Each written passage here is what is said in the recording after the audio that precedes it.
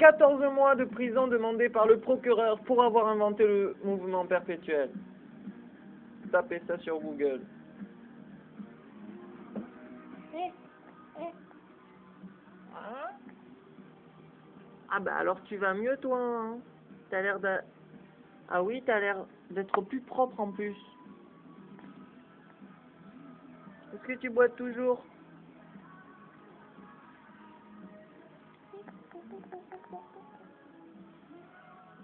Hein? Qu'est-ce que tu veux dire?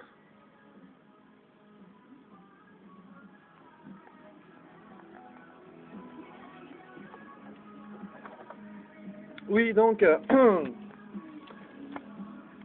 que j'ai offert aux inventeurs indépendants qui sont pas diplômés ingénieurs, mais qui ont des grosses qualités, je pense à Patrick Cessy, qui est inventeur de la centrale Sablonique, qui a eu quand même le prix des inventeurs, un gros prix. Je me rappelle plus, Patrick, comment ça s'appelle, alors je peux pas le dire. Donc mes connexions sont de 149 pays, et lorsque je dis que je suis le frère de Mahomet, Jésus-Christ et Bouddha, c'est un message universel à une phrase par Google Traduction.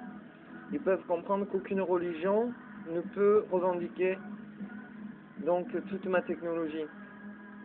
Lors du procès, il n'y a pas eu de contre-expertise scientifique. Or, la référence, comme je l'ai précisé avec humour, avec les chaussures et les lunettes de Grégoire Noël, la référence, c'est l'INPI. Donc, en m'accusant d'arnaque, il y a un déni donc sur le référence société qui est l'INPI. Donc, en cours de cassation, ça va pas passer ça. Si ça passe pas en cassation, ce sera tribunal des droits de l'homme, puisque là, on fait du déni sur une référence sociale. L'accusation d'abus de faiblesse fait un déni des 168 pages qui ont été présentées par l'accusation, le vrai visage de la famille Zuliani.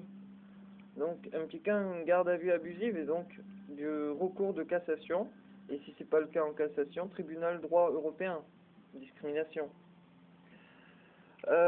Donc, si tous ces choses actuellement,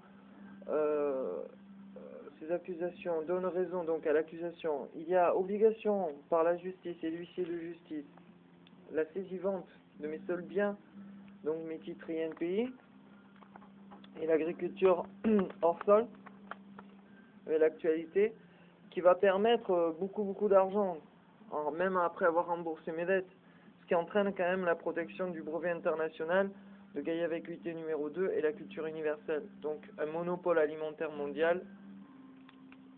Donc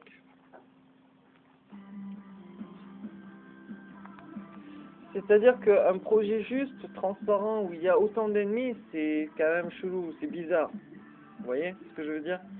Donc même si la force de l'adversaire est forcément supérieure à tout combattant unitaire, c'est-à-dire moi je suis connecté à aucun autre combattant, on écoute ce que j'ai à dire, mais chacun fait ce qu'il veut, en gros quoi, il n'y a aucune, comment dire, enfin voilà.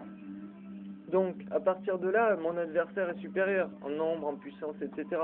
Donc même s'il m'écrase par une saisie-vente après bien nombre de... de prétexte quand même pour casser tout ça, par rapport à l'actualité, moi je dis ça poétiquement, j'essaie d'être un poète parce qu'on me traite comme un gros bourrin à coups de brevets, à coups de menaces de monopole alimentaire, etc.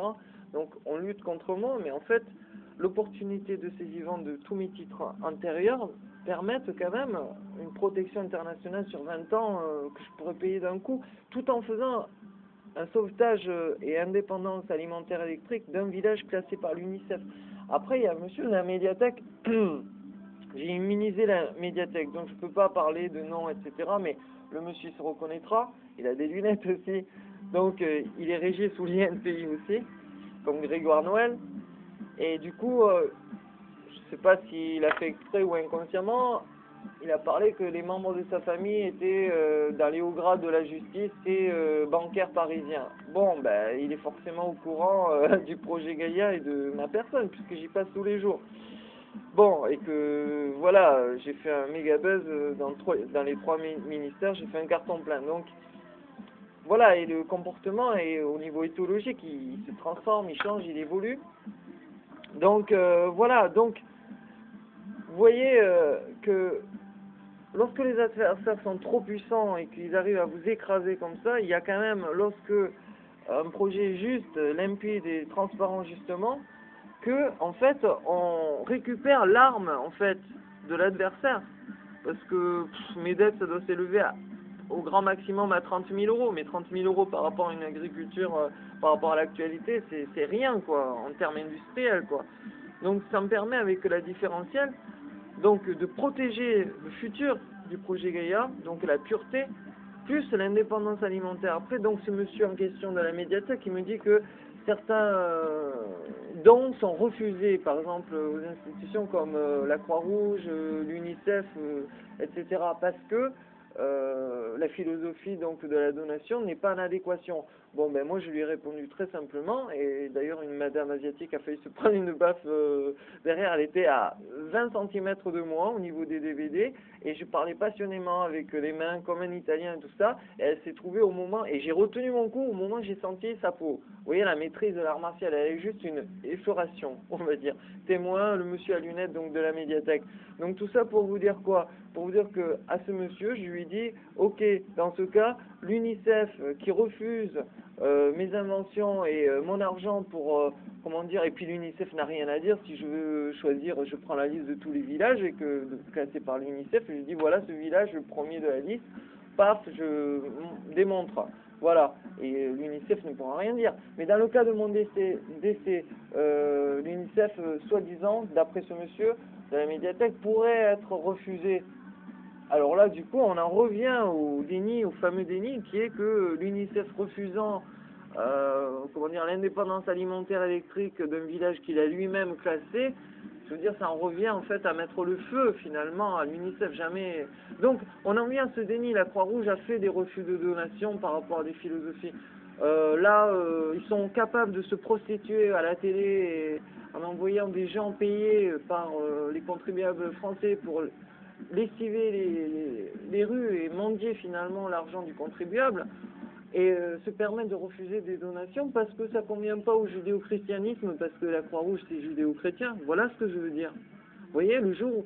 C'est pour ça que moi je dis, je suis le frère de Mahomet, Jésus-Christ, Bouddha, pour enlever tous ces enjeux de religion. C'est quoi ça, cette histoire de refuser une donation parce qu'ils sont judéo-chrétiens et que la donation est islamique, par exemple? C'est du grand n'importe quoi. Et puis à côté de ça, les Américains, ils balancent les ONG au Pakistan américain pour finalement convertir les islamiques en chrétiens. Et à côté de ça, ils font la même chose, mais à l'inverse. Donc on ne peut pas continuer à faire ça parce que vous allez avoir de plus en plus de terroristes. Moi, je l'ai précisé, je ne suis pas un terroriste. Mais finalement, si vous me crucifiez, ça va donner la légitimité à toutes les personnes qui se posent des questions entre passer du côté obscur de la force ou rester dans la légalité. Donc, vous faites comme vous voulez, messieurs, dames, qui contrôlent l'avenir de l'humanité avec un grand H. Mais moi, je vous ai prévenu. Voilà. Et depuis 2005. Même si vous me suivez que depuis 2007, vous êtes en retard de 2 ans. Il s'est passé plein de choses en 2 ans qui sont très importantes pour dresser mon profiling. Mais ça, bref. Bref, voilà.